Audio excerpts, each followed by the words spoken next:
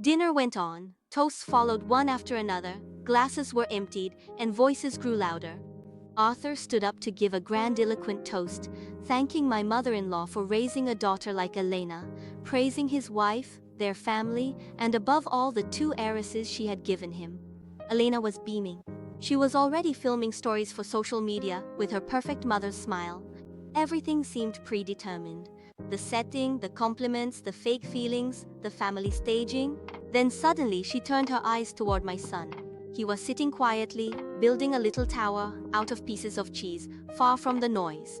And then, in front of everyone, she said loudly, "Pavel, I've been watching him for a while now, and honestly, I can't keep quiet anymore. This child is not of our race."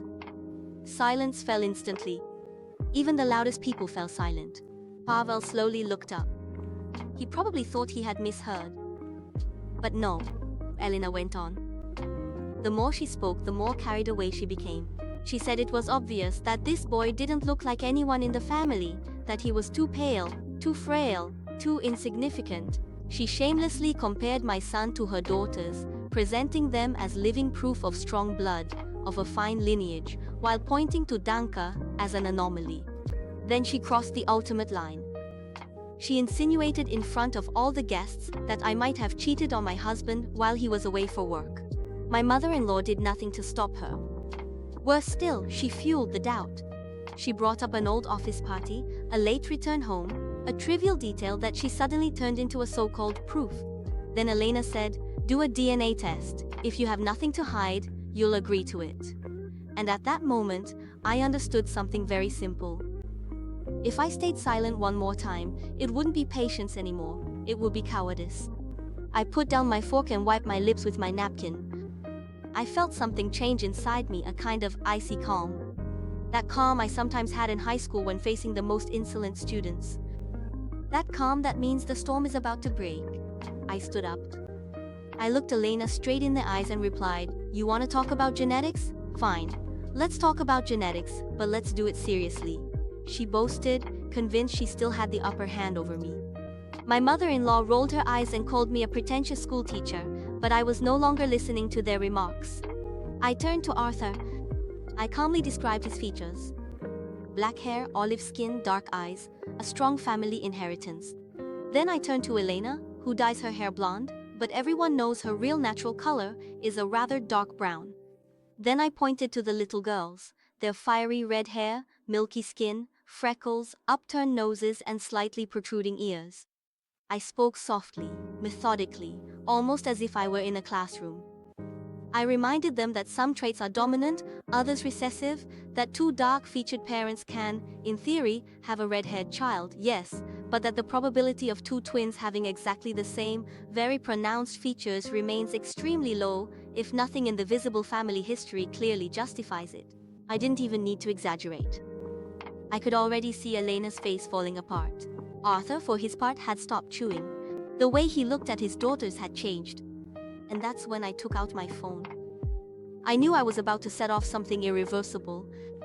But they were the ones who wanted to play this game. They were the ones who wanted the truth, the humiliation, the accusation. They wanted to make my son a target, so they were about to find out what it means to lose control of a narrative. I displayed a photo, just one photo, of a neighbor from their dacha, Boris, a man in his 40s, red-haired, covered in freckles, upturned nose, protruding ears, a wide, toothless grin. An ordinary man, almost ridiculous at first glance. But as soon as the image appeared on the screen, Elena's glass slipped from her hands and shattered on the floor. No one moved. I placed the phone in front of Arthur. Then I gently called one of the twins to come closer. He looked at the photo, then at his daughter, then back at the photo again. And what happened in his eyes, I will never forget. It was no longer doubt, it was a certainty being born. The same nose, the same ears, the same skin, the same brilliant red hair, the same smile. It wasn't just a resemblance, it was a copy and paste. Elena started to stammer, talking about coincidence, saying that I was crazy, jealous, malicious. My mother-in-law stood up, screaming that I was making it all up. But Arthur was no longer listening. He remembered that Boris had worked at their place for several weeks at a time when Elena was often alone. He remembered that after the twins were born, That neighbor had suddenly disappeared from their lives. He remembered the silences, the evasions, the oddities, and I calmly delivered the final blow. I recalled an argument I had overheard by chance behind the shed. A few weeks earlier, Elena shouting at him that she wouldn't give him any more money, him demanding something in exchange for his silence. From that moment on, everything happened very quickly. Arthur stood up so abruptly that his chair fell over backwards. His face had changed color. He asked Elena if her mother knew. My mother-in-law didn't answer. Her silence was enough. Elena tried to cling to him, to cry, to deny, to beg. He pushed her away. Not violently, but with that deep disgust that no explanation can fix. He announced that he would have everyone tested, the twins, my son, everyone, at a clinic of his choosing, with no possibility of cheating. Then he left. Elena ran after him sobbing. The door slammed so hard that a piece of the chandelier fell onto the table, and in the living room, no one dared to breathe anymore. My mother-in-law looked at me with pure hatred. She accused me of destroying a family, of making those little girls orphans while their parents were still alive, of being a snake.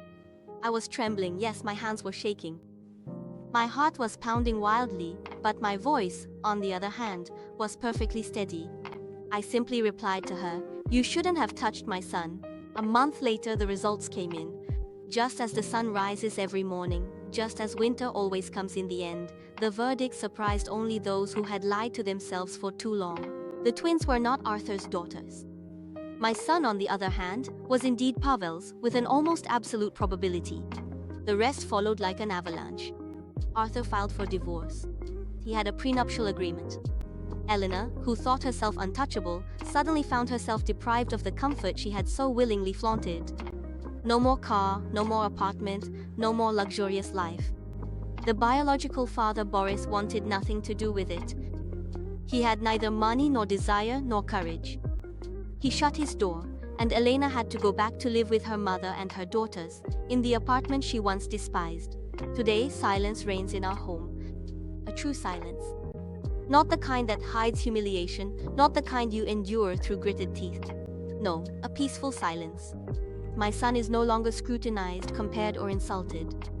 No one dares to talk about race, blood, or lineage anymore.